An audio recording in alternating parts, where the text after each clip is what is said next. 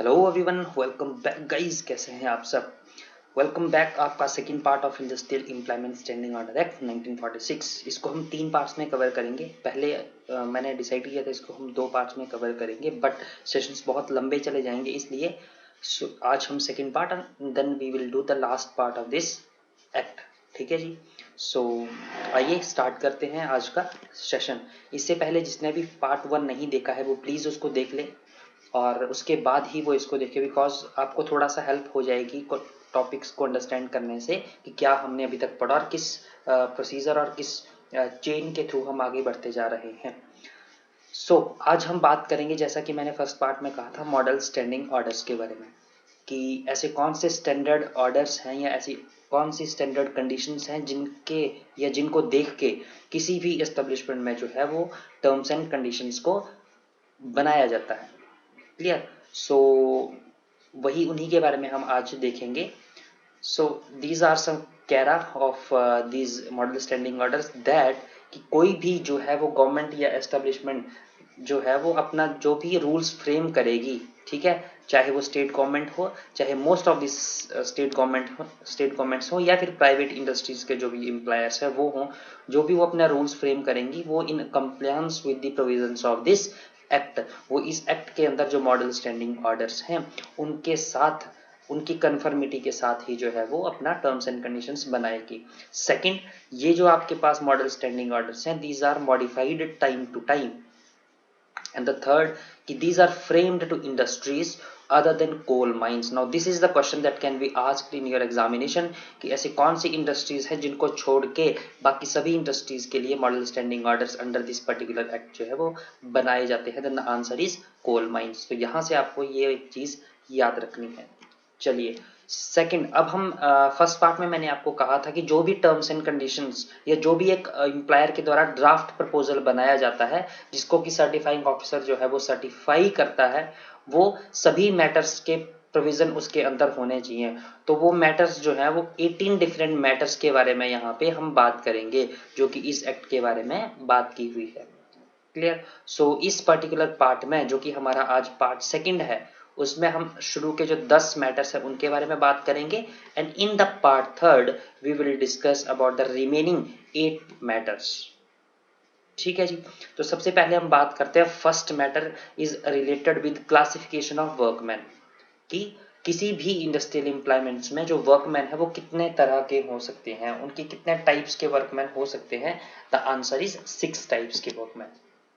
कौन कौन से? अब ये आपको याद रखना है कि कितनी तरह के हो सकते हैं, ये भी एक क्वेश्चन बनता है। ठीक है, अब वो कौन कौन से तरह के वर्कमैन हैं? Permanent, provisioners, badlis, temporary, casual and the apprentices. Clear? तो वन बाय वन हम इन सभी को देखेंगे कि ये क्या होते हैं और उसके बाद हम नेक्स्ट सेकंड मैटर के ऊपर चलेंगे। बट फर्स्ट हम देखेंगे परमानेंट वर्कर कौन होता है। परमानेंट वर्कर एक ऐसा वर्कर होता है जो कि एंगेज्ड होता है किसी भी इंडस्ट्रियल एम्प्लॉयमेंट में ऑन परमानेंट बेसिस। क्लियर? और he has completed his 3 months provisionary period. अब इसके बोलने का मतलब क्या हुआ, मैं आपको यहाँ अलग से समझाता हूँ। सपोज कोई भी आपके पास वर्कर है, उसको कॉन्ट्रैक्ट के ऊपर रखा गया इन एनी इंडस्ट्रियल एम्प्लॉयमेंट या गवर्नमेंट डिपार्टमेंट, एंड सपोज उसका जो कॉन्ट्रैक्ट पीरियड है वो है 3 years का। ठीक है, and after 3 years he become regular employ of that establishment. तो ये जो रेगुलर एम्प्लॉय उसके बाद बना या वर्कर बना, वो होगा कि उसको बोलेंगे हम कि वो अब क्या बन गया है, एक परमानेंट वर्कर बन गया है। और ये जो कॉन्ट्रैक्ट पीरियड होगा उसका 3 साल का, इसको बोलेंगे हम कि ये क्या है, उसका प्रोविजनरी पीरियड है। तो यहाँ पे 3 months का बोलने का मतलब है कि there should be a minimum 3 months provisionary period. ठीक है, जो कि उसने कंप्लीट किया हुआ होना चाहिए to become permanent worker. Clear हो गया? ठीक है, अच्छा। अब ये प्रोविजनरी पीरियड में सपोज अगर वो उसकी सिकनेस की वजह से या उसका कहीं एक्सीडेंट हो जाता है या एनी अदर रीजन वो लीव पे जाता है या लॉकआउट की वजह से या स्ट्राइक्स की वजह से, not illegal strikes, and involuntarily closure of establishment की वजह से वो उस प्रोविजनरी पीरियड में ऑफिस या एस्टेब्लिशमेंट नहीं आ पाता है, तब भी वो 3 months में कंक्लूड होगा या इंक्लूड होगा। ठीक है, those breaks are included in his provisionary period, ये बात ध्यान में रख लेना। चलिए जी, सेकंड अब प्रोविजनर क्या होता है?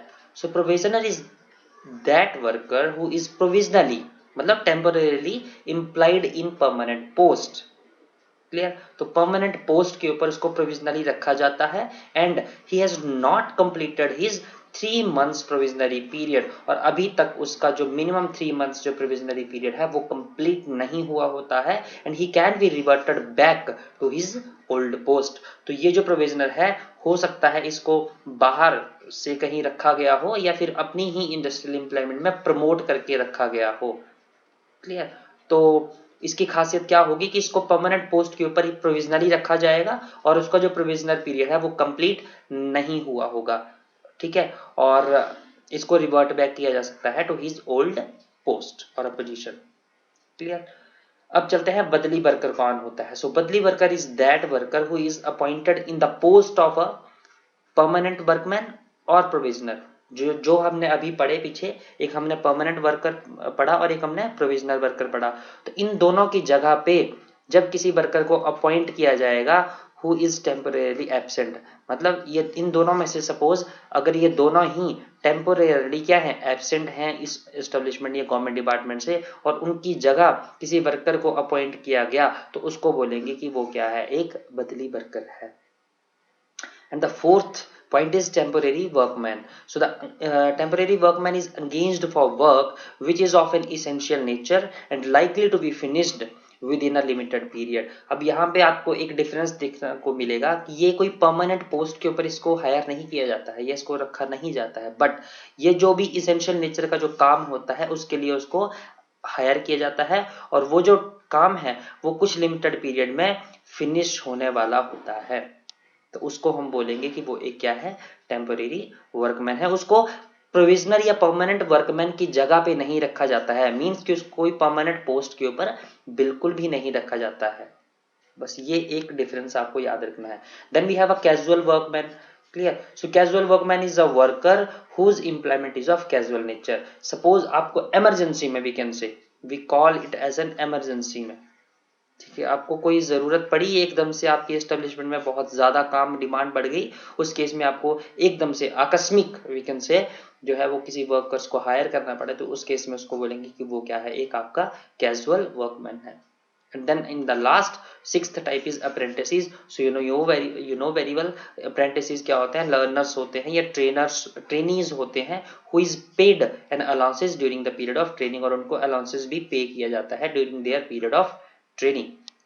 तो ये आपको 6 डिफरेंट तरह के वर्कमैन के बारे में पता होना चाहिए।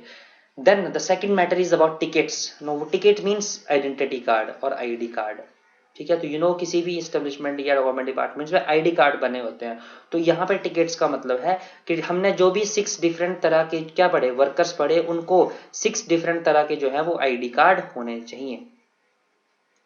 क्लियर? इतनी सी बात है ये।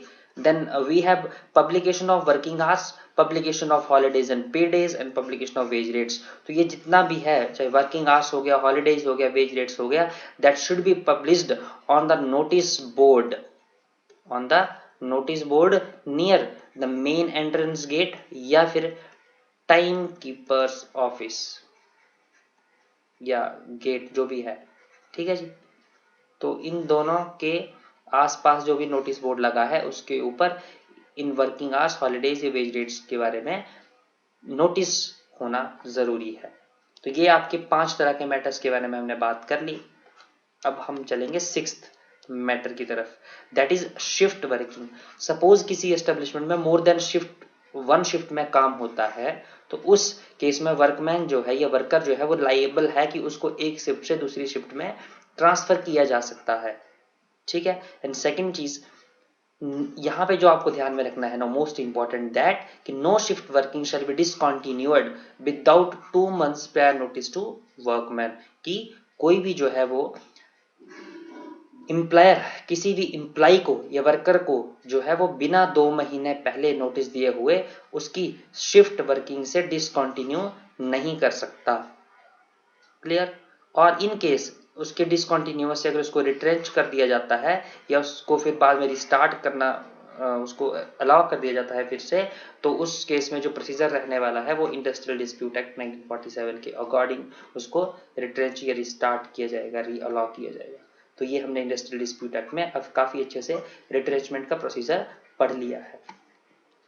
Then we have a seventh matter is that is of notice of changes in shift working। अगर सपोज आप शिफ्ट वर्किंग में चेंजेस करते हो तो उसके लिए आपको नोटिस देना जरूरी है। तो किसको नोटिस दोगे?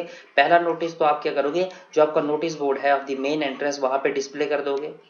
एंड सेकंड, जो भी आपका रजिस्टर्ड ट्रेड यूनियन है उसके सेक्रेटरी को आप क्या कर दोगे, सच नोटिस की कॉपी जो है वो सेंड कर दोगे। तो ये दो चीजें आपको करनी होती है जब भी आप चेंजेस लाते हो इन shift working. Then eighth point we have attendance and late coming। that is वैसे तो फिक्स्ड एक टाइमिंग होती है कि किसी भी वर्कर के लिए उसकी एम्प्लॉयमेंट में या उसकी एस्टेब्लिशमेंट में पहुंचने के लिए, बट अगर कोई वर्कमैन जो है वो लेट हो जाता है, ठीक है, तो उस केस में ही will be liable to deductions provided in the payment of wages act 1936। So payment of wages act 1936 के अंदर जो डिडक्शंस हैं फॉर लेट कमिंग उसके लिए वो लाइबल हो जाता है। And the ninth point is regarding leave. That is कि पहला रिगार्डिंग मतलब provisions regarding leave. So holidays with pay will be provided under factories act 1948। तो आपने पढ़ा होगा या मैंने पढ़ाया है आपको, एनुअल लीव विद वेजेस जो है वो उनके रिगार्डिंग जो है वो प्रोविजंस बनाए गए हैं फॉर लीव, जो कि हम फैक्ट्रीज एक्ट 1948 के अंदर पढ़ते हैं। Second we have workman desires. और दूसरी चीज, अगर कोई वर्कमैन जो है वो खुद चाहता है कि उसे लीव ऑफ एब्सेंस मिले, वो अपने किसी काम की वजह से जो है वो लीव लेना चाहता है, तो उसको एप्लीकेशन देनी पड़ेगी एम्प्लॉयर को, एंड एम्प्लॉयर को उसको फिर उसके रिगार्डिंग अपना ऑर्डर इशू करना पड़ेगा। और वो जो ऑर्डर है, यहाँ पे इंपॉर्टेंट थिंग याद रखनी है आपको, क्योंकि वो जो ऑर्डर एम्प्लॉयर देगा या इशू करेगा that should be within a week of its submission और 2 days prior to the commencement of the leave applied for whichever is earlier। Suppose कि आज है आपका 1st of मार्च, ठीक है, आज 1st of मार्च को जो है वो इम्प्लाई या वर्कर जो है वो एम्प्लॉयर के पास एप्लीकेशन देता है फॉर हिज लीव। और अब यहाँ पे दो ऑप्शंस हैं। एक तो हमने बोला कि अब एम्प्लॉयर को इशू ऑर्डर करना पड़ेगा विद इन अ वीक। तो within a week 1st of March के बाद विद इन अ वीक कब खत्म हो जाएगा? 8th of मार्च। मतलब 8th of मार्च के पहले पहले जो है उसको क्या करना पड़ेगा, अपना ऑर्डर इशू करना पड़ेगा regarding his application in response to his application। and the second is और 2 days prior to the commencement of leave। और उसमें एप्लीकेशन में लिखा है कि 6 मार्च को उसको छुट्टी चाहिए। कब चाहिए छुट्टी उसको? 6 मार्च को। तो 6 मार्च के 2 दिन पहले 2 days prior to the commencement of leave applied for, so मतलब 4th of मार्च को उसको क्या करना पड़ेगा, अपना ऑर्डर इशू करना पड़ेगा। एंड लास्ट में लिखा है विच एवर इज अर्लियर। तो उनमें से कौन सा है earlier? That is 4th of मार्च। तो उसको मतलब 4th of मार्च को अपना जो है वो ऑर्डर इशू करना पड़ेगा। ये बोलने का मतलब था। ठीक, क्लियर हो गया? चलिए जी। Then if the leave applied for is to commence within 3 days। और अगर जो है वो कोई एम्प्लॉई या वर्कर जो है वो अप्लाई करता है ऐसी लीव के लिए जो कि विद इन 3 days स्टार्ट हो जाएगी, देन जो ऑर्डर दिया जाएगा वो विद इन या ऑन द सेम डे जो है वो ऑर्डर दिया जाएगा बाय द एम्प्लॉयर। क्लियर, समझ आ गया? अगर 1st of अप्रैल को कोई ये करता है, क्या करता है, 1st of अप्रैल को अगर कोई क्या करता है, मतलब एप्लीकेशन लिखता है एम्प्लॉयर को और बोलता है कि मुझे 4th of अप्रैल को जो है वो या 3rd of अप्रैल को, ठीक है, मुझे लीव चाहिए, तो उस केस में उसको on the same day that is 1st of अप्रैल को ही जो है वो क्या करना चाहिए, उसको ऑर्डर देना पड़ेगा। Clear? And if the leave is refused या postponed, then the fact and the reason of such refusal shall be recorded in writing in a register। और अगर एम्प्लॉयर उसको मना कर देता है या उसकी छुट्टी को पोस्टपोन कर देता है तो उसको उसका रीजन या उसका फैक्ट जो है वो बताना पड़ेगा और उसको रजिस्टर में नोट डाउन करना पड़ेगा। And third C part is if the workman remains absent beyond the period of leave और सब्सिक्वेंट एक्सटेंशन। और मान लो कि जो उसको छुट्टी अलाउ की गई थी उसके बाद भी वो एब्सेंट रहता है एस्टेब्लिशमेंट से, ठीक, तो he can loss the leave on appointment. तो वो क्या हो सकता है, उसकी जो अपॉइंटमेंट का अधिकार है, जो हक है, वो अपना खो सकता है। कौन? वर्कर। ठीक है। And the returns, but unless he returns with in 8 days of the expiry of leave, और अगर वो 8 दिन से पहले, अगर एक्सपायरी ऑफ द लीव के 8 दिन के अंदर अंदर अगर वो मान लो आ जाता है और एक्सप्लेन कर देता है satisfactory reason for the inability to return before the expiry of leave, तो उस केस में वो उसका जो हक है वो रहेगा। अदरवाइज जो है वो उसका एम्प्लॉयमेंट के ऊपर जो उसका हक है अपॉइंटमेंट के ऊपर, वो उसका खत्म हो जाएगा, वो उसका नहीं रहेगा, और उसको फिर परमानेंट वर्कर से बदली वर्कर की लिस्ट में जो है वो रख दिया जाएगा। ये यहाँ पे आपको याद रखना है। ठीक है जी, क्लियर हो गया। And the last slide of today's session is the casual leave. That is casual leave, जैसे हमने कैजुअल वर्कर पढ़ा था वैसे ही कैजुअल लीव मतलब आकस्मिक, एकदम से इमरजेंसी में सपोज आपके किसी रिलेटिव की या किसी की डेथ हो गई and you have to go there, then आप बिना किसी परमिशन के, बिना किसी नोटिफिकेशन के, बिना किसी एप्लीकेशन दिए बिना जो है वो वहां पे जा सकते हो। ठीक है। बट वो जो ऐसी जो लीव्स हैं वो 1 साल में इन एग्रीगेट 10 दिन से ज्यादा नहीं होनी चाहिए। ठीक है। और एक टाइम पे 3 दिन से ज्यादा नहीं होनी चाहिए। Such leave shall not be more than 3 days at a time except in case of sickness. Clear. तो सिकनेस के अलावा वहां पे 3 दिन से ज्यादा आप एक टाइम पे उस लीव को नहीं ले सकते, and you should not exceed in the aggregate in a calendar year 10 days से ज्यादा। ठीक है जी। सो गाइज, ये था आपका आज का second part, and in the third part जो कि मोस्ट इंपॉर्टेंट पार्ट रहने वाला है, उसके बारे में हम समझने की कोशिश करेंगे। So thank you so much guys, thank you all.